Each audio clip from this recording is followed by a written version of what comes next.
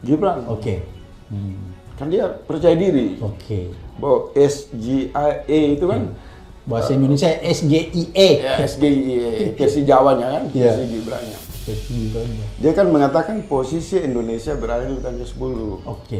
Tapi data yang dikonfirmasi oleh jutaan rakyat terlihat bahwa Indonesia itu kan masuk 4 besar. Iya. Dan lebih khusus pada produk makanan halal, Indonesia itu nomor 2 sesudah Malaysia. Oke. Nah, kalau itu juga ditarik dalam praktek ekonomi syariah di Solo, itu juga tidak terbukti. Karena Solo ini kan identik dengan konsumsi daging anjing terbesar di Indonesia. Hampir 1 minggu itu kan 600. Ini serius nih? Serius.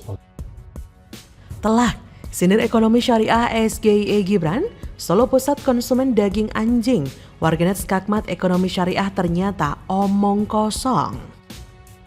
Salah satu yang sudah kami teliti detail sehingga kami melakukan penggerebekan kemarin, itu satu truk itu berisikan sampai ratusan ekor anjing. Yang mana mereka dibawa dari Jawa Barat dengan kondisi yang sangat memprihatinkan. Fisik maupun keadaan anjing itu sendiri ya, utama kesehatannya. Kebanyakan di sini ini ada yang menjadikan mereka sebagai pemotongnya. Nah, mereka memotong sebanyak mungkin. Nanti setelah mereka selesai, ada yang pedagang sendiri datang untuk membeli daging. Karena mereka tidak menyembelih. Jadi dia membelinya bentuk daging potongan, masih mentah. Nah, itu pengedaran semacam inilah yang merakyat banget di Surakarta. Hai, selamat datang di channel Redaksi Jurnal. Buah yang dipaksakan matang sebelum waktunya akan menghasilkan penampakan menarik kulit luarnya, namun isinya tidak semanis yang diimajinasikan. Ibarat buah pisang yang dikarbit, warna kulit luarnya kuning merata indah dipandang mata. Tapi manis buah yang dihasilkan berasa campuran beberapa rasa. Kritikus Faisal Assegaf menyebutkan ekonomi syariah ala Gibran semua omong kosong. Ia berkata, Kota Solo itu konsumen daging anjing tertinggi di Indonesia. Konsumen daging anjing di Solo sangat tinggi. Ekonomi syariah Gibran tentu saja omong kosong. Kata Faisal, untuk memenuhi konsumen daging anjing, Solo butuh 600 anjing setiap minggunya. Ia menyampaikan hal tersebut di channel Abraham Samad pada 24 Desember.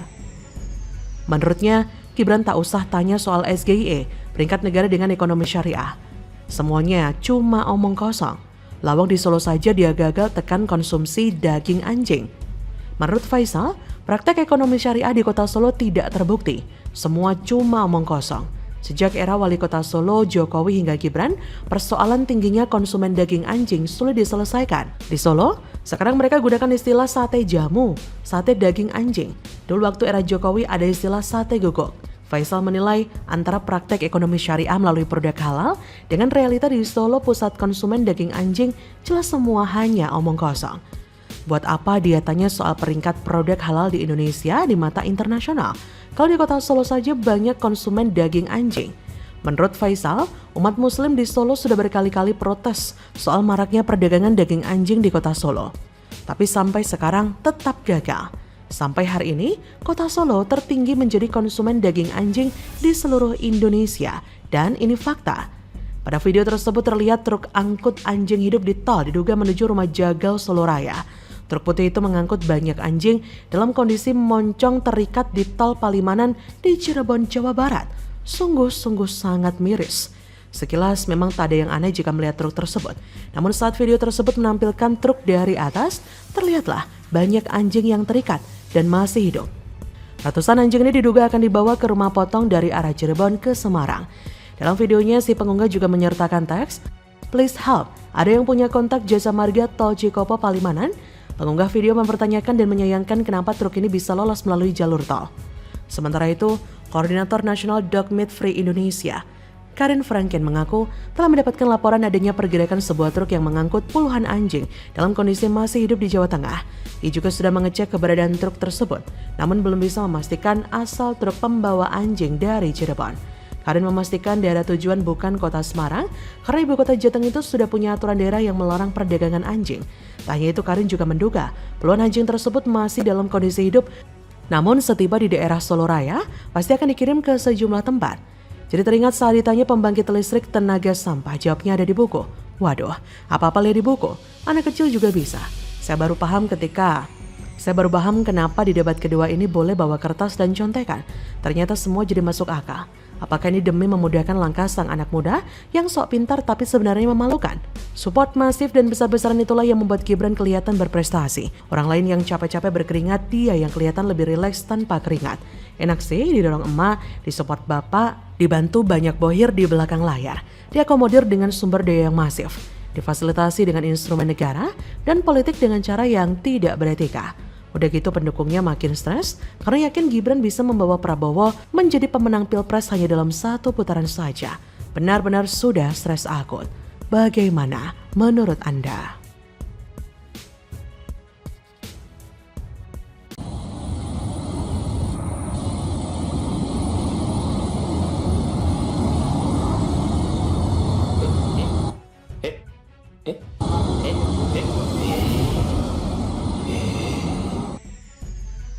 Bocor. Viral video PJ Gubernur Jateng jemput Prabowo pakai baju TKN, ASN gak netral, Mendagri diam saja. Buntut Pak Lurah ngumpulin seluruh PJ kepala daerah ke istana kemarin ya. Presiden Jokowi meminta kepada para PJ kepala daerah untuk memberi dukungan kepada tugas Komisi Pemilihan Umum dan Badan Pengawas Pemilu Daerah dalam pelaksanaan pemilu. Selain itu, Presiden juga meminta PJ kepala daerah untuk tidak memihak kepada calon tertentu.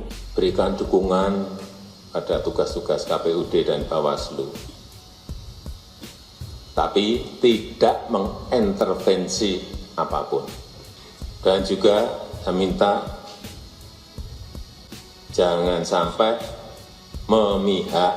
Mungkin kalau Prabowo kemarin dipasangkan dengan Erick Thohir, bisa jadi dia akan menang 1 putaran.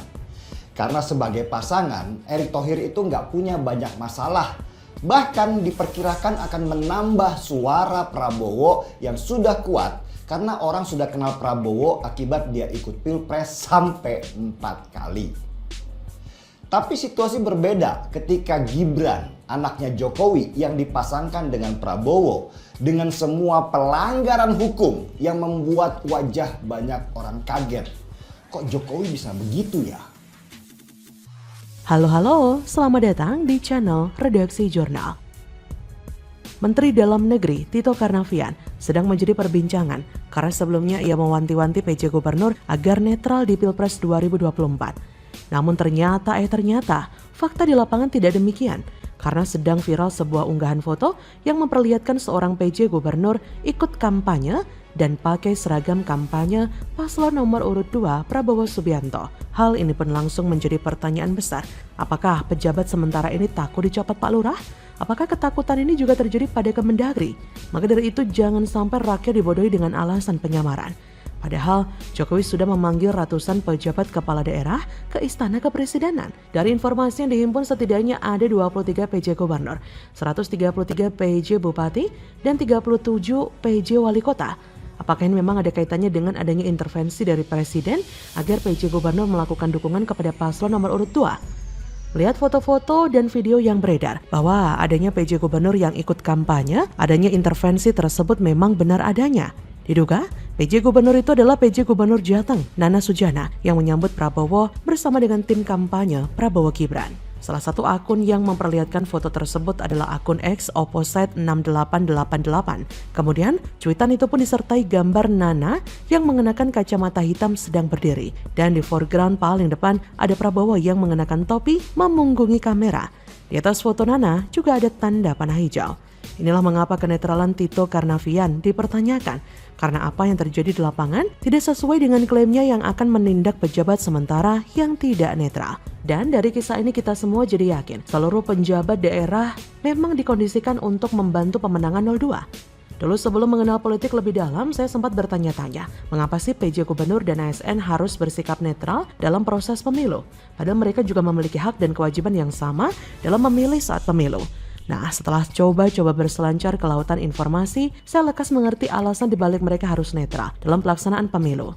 Dan ya, semua tidak lepas dari tugas mereka sebagai aparatur sipil negara yang mana berkewajiban memberikan pelayanan secara adil dan menggunakan sumber daya negara demi kepentingan masyarakat. Sikap netral untuk menyimpan rapat-rapat prinsip politik dalam diri sendiri guna mewujudkan sikon kondusif baik itu di lingkungan kerja, sekaligus tidak membuyarkan konsennya saat akan meningkatkan fokus terhadap penyelenggaraan tugas. Netralitas ini telah tertuang dalam pasal 2 Undang-Undang Nomor 5 Tahun 2014 bahwa mereka harus menjamin dan menjaga kenetralitasannya pada kontestasi politik. Kenetralitasan itulah yang penting untuk ditunaikan agar tercipta penyelenggara pemilu yang damai atau sering disebut sebagai pemilu riang gembira. Akan tetapi, faktanya jargon pemilu riang gembira tidak berlaku untuk pemilu 2024 sebab banyak ditemukan kejanggalan berlangsung dalam proses perjalanan panjang itu. Ya, salah satunya PJ Gubernur yang tidak netral yang memilih mendukung kubu Prabowo Gibran dengan penyamaran-penyamarannya. Gubernur Jateng, PJ Gubernur Jateng, Nana, menjelaskan dengan santai kalau wajar seorang menteri disambut pejabat daerah. Prabowo yang merupakan Menteri Pertahanan juga sudah selayaknya disambut kepala daerah. Halah, ngeles saja loh. Tapi apakah rakyat semudah itu percaya dengan alasannya? Enggak dong. Kalaupun, ia hanya menyambut kenapa harus pakai baju biru ala-ala TKN Prabowo Gibran. Padahal sudah jelas dalam pasal 280 ayat 1 Undang-Undang Nomor 7 Tahun 2017 mengenai netralitas perangkat desa terhadap pemilu. Mereka harus netral. Bagaimana menurut Anda?